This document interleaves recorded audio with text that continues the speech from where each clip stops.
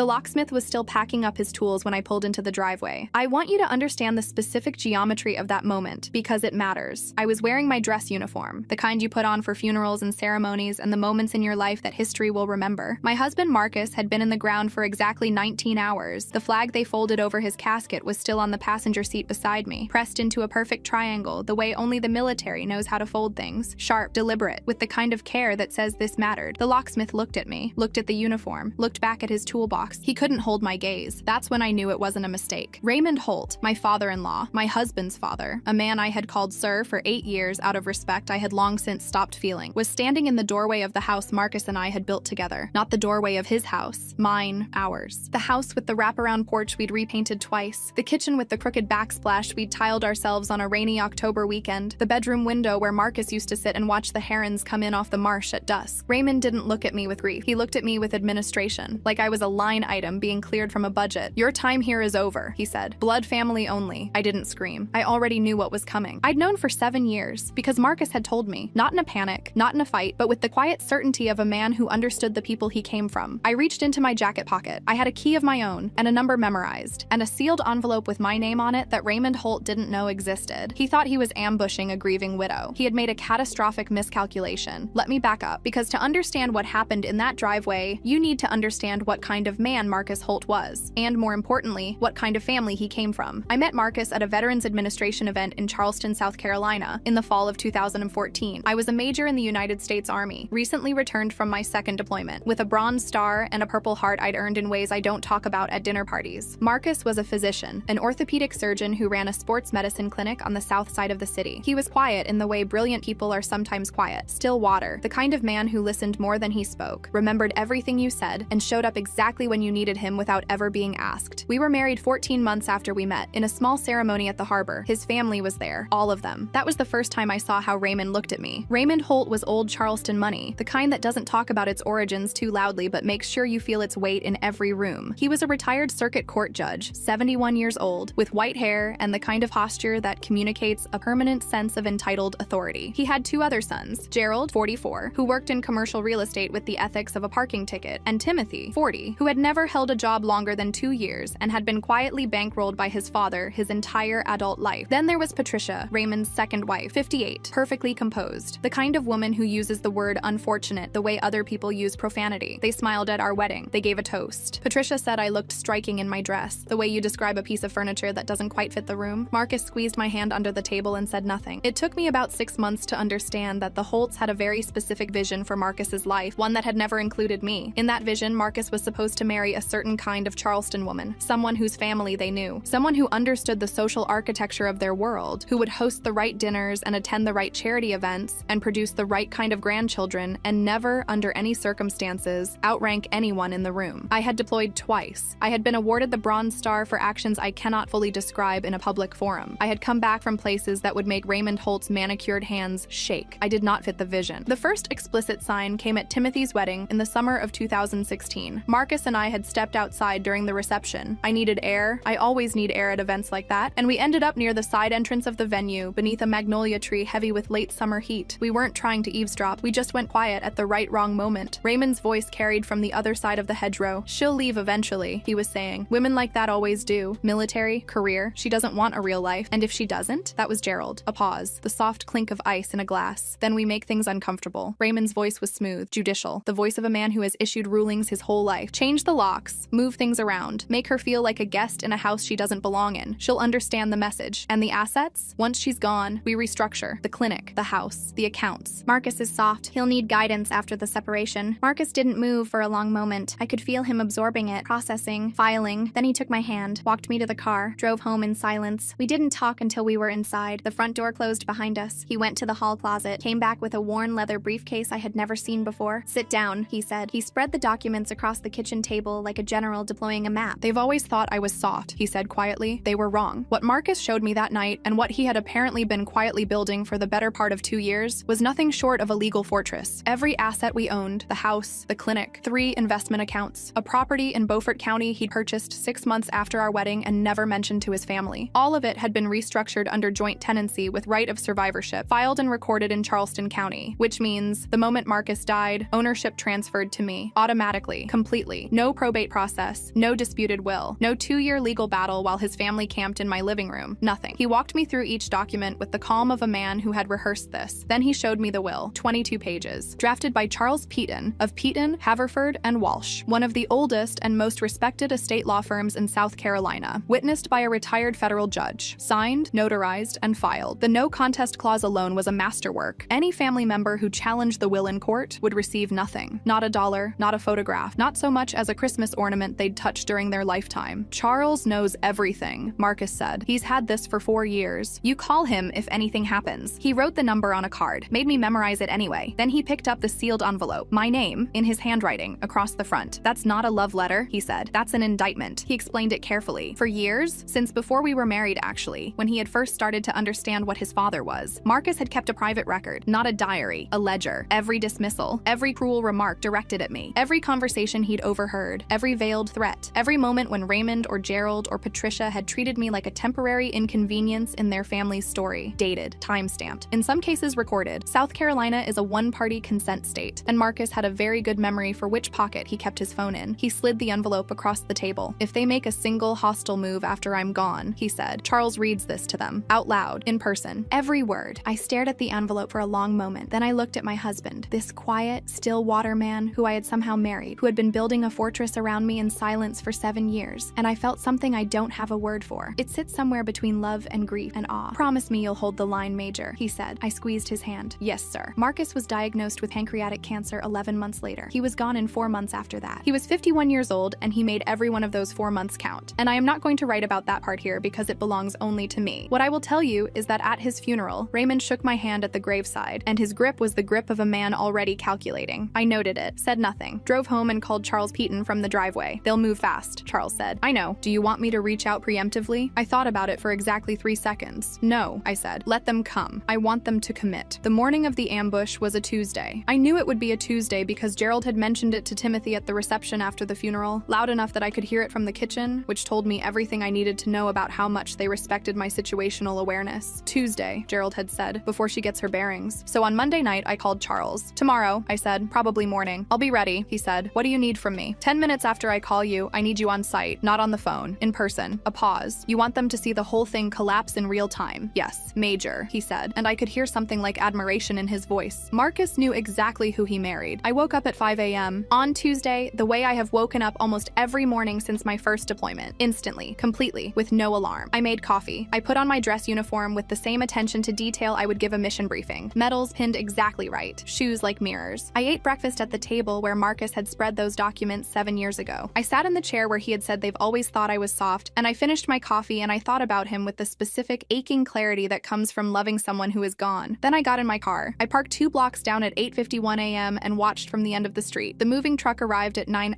a.m. Not a casual truck, a full-size commercial rig, the kind you hire when you mean business, when you have measured rooms and calculated cubic footage and decided this is a job worth paying professionals to execute cleanly. They had planned this. They had rented the truck days ago, probably the morning of the funeral. Gerald was already there, standing on the porch, pointing and directing like a foreman. Timothy pulled up 3 minutes later in his Escalade, and Patricia's silver Lexus was already in the driveway, which meant she had a key, or rather, she had Raymond's new key, the one that locksmith had installed the night before. Raymond arrived last. Black town car. Unhurried. Of course unhurried. He was a judge. He had spent 40 years being the last man to enter a room. I watched for 9 minutes. I watched Gerald direct the movers to the front door. I watched Timothy disappear inside. I watched Patricia walk through the house like she was taking inventory of an estate sale. At 9:03 a.m., I made one call. Charles Peaton answered on the second ring. They're on site, I said. Assets being removed. 10 minutes, he said. Hold your position. I drove to the house, parked in the street, and walked up the driveway. Gerald came out with a box in his hands and almost walked into me. He stopped, set the box down, looked at my uniform the way people look at something they weren't expecting and aren't sure how to process. You need to move, he said. We're working. You're trespassing, I said. There's a difference. He laughed. It was the laugh of a man who has never been seriously opposed by anyone he'd already written off. This is a family matter, sweetheart. Raymond has power of attorney. Power of attorney over what exactly? I asked. Over Marcus? Marcus is dead. Power of attorney dies with the principal. That's elementary law, Gerald. You might want to look that up. His face changed. Not a lot. Gerald was careful, like his father, but enough. You don't own this house, he said. Joint tenancy with right of survivorship, I said. Filed in Charleston County. Recorded September 14th, 2017. Would you like the document number? Inside, I could hear activity. The creak of furniture being moved. The soft, specific sound of things being taken from walls. A ripple of something moved through through my chest. Not panic, not grief, something colder than either of those. I crossed my arms and stayed exactly where I was. Gerald stepped around me and went back to directing movers. Raymond came out onto the porch and looked at me with the same administrative contempt he'd had in his eyes since the moment I arrived. "Your presence is causing a disruption," he said. "Good," I said. Behind him, through the open front door, I could see Timothy coming down the hallway with my medals in his hands, my bronze star, my purple heart, held loose, carelessly, the way you hold things that mean nothing to you personally. I kept my face still. I had been trained by the United States Army to keep my face still in situations considerably more threatening than a real estate dispute with a retired judge and his mediocre sons. Then, I heard a car engine. A black BMW came around the corner and pulled in directly behind the moving truck, blocking it completely against the curb. Charles Peaton stepped out, 63 years old, charcoal suit, the bespoke kind, not department store. Silver hair, steel posture, the kind of man who looks like money but moves like authority. And there is a difference. He had a briefcase in one hand and his phone in the other, and he walked up the driveway with the unhurried certainty of someone who has already calculated every possible outcome and is comfortable with all of them. He walked straight past me without a word, not because he was ignoring me, but because he had a specific target. He stopped 6 feet from Raymond Holt. "Raymond," he said, the voice of a man who has never needed to raise it. "Charles Peaton, we've met. Twice, I believe." Raymond stared at him. "Peaton, what are you? You are currently engaged in illegal trespassing and the theft of private property belonging to Major Elena Holt," Charles said. "Every item removed from this residence since your arrival constitutes a criminal act under South Carolina code. I have documented photographs time-stamped from the past 40 minutes. He tilted the phone slightly. "My next call is to Chief Michael Adler of the Charleston Police Department, who is a very dear and very longtime friend of mine. I can make that call now, or you can have your men return every item to its original position in the next 30 minutes. He let that land. Raymond's face moved through several shades of color in rapid succession. Red to gray, gray to something closer to white. "This is a family matter," Raymond said, but the authority was already bleeding out of his voice. "With respect," Charles said. "It ceased to be a family matter the moment you hired a locksmith to change the locks on property your son legally transferred to his wife 7 years ago. That was the moment it became my matter." He looked at Gerald. Gerald looked at the ground. "I'd invite you inside," Charles said, turning to me, "but I believe that's your invitation to extend." We sat at the mahogany dining table, the same one where the Holts had hosted their careful, exclusive dinners for years, the same table where Patricia had once told me, with a smile that never touched her eyes, that she thought Marcus worked too hard to be spending so much time on the road while I was deployed. Charles opened the briefcase. The documents were tabbed, organized, labeled. He laid them across the table one at a time, face up, in sequence. The deed. Filed 2017. Joint tenancy, both names. The clinic ownership papers. Transferred to my name alone upon Marcus's death by the terms of their partnership agreement. Automatic, irrevocable. The investment accounts. Transfer on death designations, all 3. Already processed by the brokerage the day after Marcus died. The will, 22 pages. The no contest clause on page 7, highlighted in yellow. Raymond stared at the documents. He was a retired judge. He knew exactly what he was looking at. "These can be challenged," he said finally. "Under the no contest clause, any legal challenge results in the automatic forfeiture of your interest in the estate," Charles said. "Your interest, as written, is a courtesy bequest of $8,000. You challenge this will, you lose that $8,000. The legal fees for challenging a properly filed, judicially witnessed estate document in this state will cost you north of $40,000. I'd also note that the judge who witnessed the signing is Arthur Beaumont, who I believe was your opposing counsel in the Savannah Realty matter in 2009. Raymond went very still. Gerald leaned forward. "There has to be a—" "I'm not finished," Charles said. He reached into the briefcase and removed the sealed envelope. My name, Marcus's handwriting. Even now, even here, seeing that envelope made something happen in the center of my chest that I do not have language for. "Marcus Holt prepared this document over a period of several years," Charles said. "He asked that it be read aloud in a family setting in the event of any hostile action against his wife following his death." He paused. "I think it's clear this qualifies." Patricia's hand moved to her collarbone. She said nothing. Raymond started to say something. Charles broke the seal with a letter opener, unfolded 3 pages of Marcus's careful, precise handwriting. "Raymond," he began, "if you're hearing this, then you made the move I always knew you would make. I'm not angry. I stopped being angry a long time ago. I'm writing this because I want you to understand something clearly, perhaps for the first time." Silence. Charles read every word, every documented incident, every dated entry. The dismissal at our first Christmas dinner, when Raymond had asked Marcus if he'd thought this through properly while I was in the room. The conversation at Timothy's wedding, the locks and assets and make her uncomfortable conversation, reproduced in full detail, including the approximate time and the specific cocktail Raymond had been holding. A lunch in February 2019, where Gerald had told Marcus I was the kind of woman who leaves when it gets hard, with Gerald now staring at the tablecloth as those words were read back to him in front of his father and stepmother. A phone call in 2021, recorded with Marcus's phone in his breast pocket, in which Raymond had explicitly asked Marcus to reconsider the clinic's asset structure in the event that the marriage didn't work out long term. Patricia began crying at some point. point. Not the conspicuous crying of someone performing grief, the quiet, dismantled crying of someone who has heard things she cannot unhear. Raymond did not cry. He sat with the specific stillness of a man who is watching his own legacy be disassembled brick by brick and has no remaining move. Charles turned to the final page. "I want to address you directly, Elena," he read. My throat tightened. "You went twice to places I couldn't follow you. You came home both times carrying things I can't imagine, and you never once asked me to carry them for you. But you let me try. That was the greatest honor of my life." A pause. Charles's voice, reading Marcus's words, stayed measured and professional, but I saw his hand shift slightly on the paper. "You were a soldier before I met you, and you'll be a soldier after I'm gone. My family saw the uniform. They never bothered to see the woman underneath it. That was their failure, not yours. You are not a guest in that house. You are not furniture. You are not a temporary inconvenience in someone else's family story." The room was completely silent. "You built that house with me. Every room, every wall, every crooked tile in that kitchen that we never fixed because it made us laugh." Patricia pressed her hand against her mouth. "They thought they could take a fortress from a soldier. I always knew better. You hold the line, Major. That house is yours, every inch of it. Now make them give it back." Charles set the papers down. He looked at Gerald and Timothy. "You heard the man," he said. "Start bringing it back." There is no other way to describe what happened over the next 45 minutes except as a kind of poetic, sweat-soaked justice. Gerald Holt, 44 years old, commercial real estate, a man who had looked at me like I was a personnel problem his entire adult life, carried my grandmother's armchair out of the moving truck and through the front door of my house. He was wearing a polo shirt that was not designed for physical labor, and the Charleston June heat was not interested in his dignity. Timothy carried boxes, 2 trips, 3 trips. His face was the face of a man doing penance, and I watched every one of those trips from the porch with my arms crossed and my dress uniform still crisp in the heat, because there are some days you simply do not allow yourself to sweat. The movers, to their credit, were professional and entirely neutral. They had been hired to move things. They moved things. Back. My medals went back on the wall. The wedding photo, my photo, the one Patricia had dropped in the trash, went back in the frame. And at the very end, on my specific instruction relayed through Charles, Timothy and Gerald carried my grandmother's armchair through the front door together and placed it exactly where it belonged, in the corner of the living room near the window, in the specific patch of afternoon light where her head used to rest when she visited. Raymond hadn't moved from the dining room chair. He sat there the entire time, watching through the doorway as his sons sweated and hauled and undid every calculation he had made for the last 30 years about how this family's story would end. Charles shook my hand at the door. "He prepared well," Charles said quietly. "He always did," I said. I looked back at Raymond one final time. He was still sitting at that mahogany table, the table where he had judged me for 8 years, where he had hosted his careful dinners and held his strategic conversations and built the architecture of his contempt. He looked diminished, older than 71, the way a man looks when the systems he trusted to protect his sense of the world have all, in the same morning, gone quiet. I didn't feel triumphant. I want to be honest about that. I felt something heavier and more complicated than triumph. I felt Marcus in every room of that house. I felt my grandmother in that chair. I felt 8 years of being looked at like furniture. And I felt the particular aching exhaustion of a soldier who has held the line and now has to figure out what comes after. "Get out of my house," I said. Not loudly, not with anger, just clearly. Raymond got up, took his keys from the table, walked past me without a word. Patricia paused at the door. I thought she might say something. She opened her mouth, closed it, and walked out. Gerald and Timothy followed without looking at me. I stood in the doorway until the last car turned out of the drive. Then I closed the door, walked to my grandmother's chair, sat down in the patch of afternoon light, and I let myself cry. Not for what had happened, but for the man who had spent 7 quiet, careful years making sure it would. 6 months later, Charles finalized the last of the estate paperwork in November. The clinic is mine. The accounts are mine. The house, every inch of it, including that slightly crooked kitchen backsplash we never fixed because it made us laugh, is mine. Gerald tried once through a different attorney to contest a minor provision of the will. It cost him $47,000 in legal fees, and he received nothing. Raymond has not contacted me. I don't expect he will. I still wear my uniform on the days that call for it. I still wake up at 5 a.m. I still sit in my grandmother's chair on Sunday afternoons and think about the man who loved me with the specific, strategic, 7 years patient love of someone who understood exactly what he was protecting and why. He called me Major one last time. I'm still holding the line.